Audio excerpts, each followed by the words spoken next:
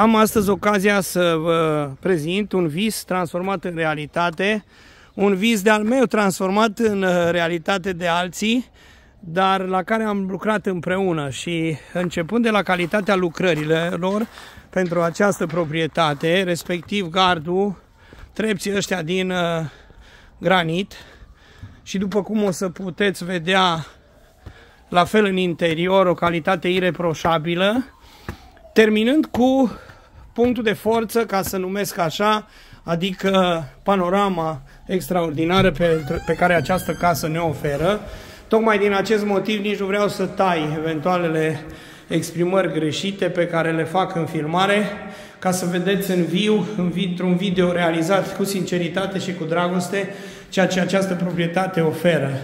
Respectiv din bucătărie, cam asta e panorama, care nici nu va putea fi vreodată obturată de o construcție în fața ei, pentru că, după cum puteți vedea deja, diferența de nivel este undeva la vreo 5-6 metri, așa încât tot ceea ce e aici nu va putea fi obturat. O să mă duc în baia asta din dreapta, unde puteți vedea calitatea lucrărilor, una extraordinară. La fel, în acest spațiu, care poate fi folosit ca și birou și ca și dormitor, evident, având și o intimitate foarte bună, pentru faptul că aici, în partea din spate, se află dealul ăsta care duce către pădurea Mamut. Mai avem aici tot așa un dormitor, foarte spațios. După care, bineînțeles, ajungem în așa zisul living, o cameră care beneficiază de aceste 3 ferestre frumoase și din care din nou avem o panoramă până la pădurea Șardului, Bărăbanți, Micești. De aici putem admira toate frumusețile orașului Alba Iulia, cu celebra catedrala Încoronării.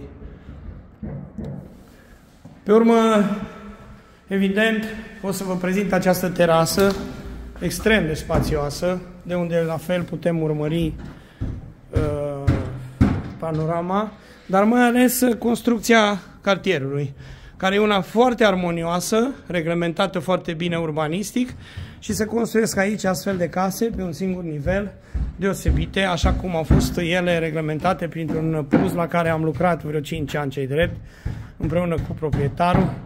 Străzile sunt extraordinare, dezvoltarea una fantastică. O să mă întorc în casă ca să vă prezint și acest dormitor cu baie proprie, după cum puteți să vedeți. Din nou, calitatea lucrărilor una extraordinară și din acest dormitor, evident, se poate admira panorama cât și terasa.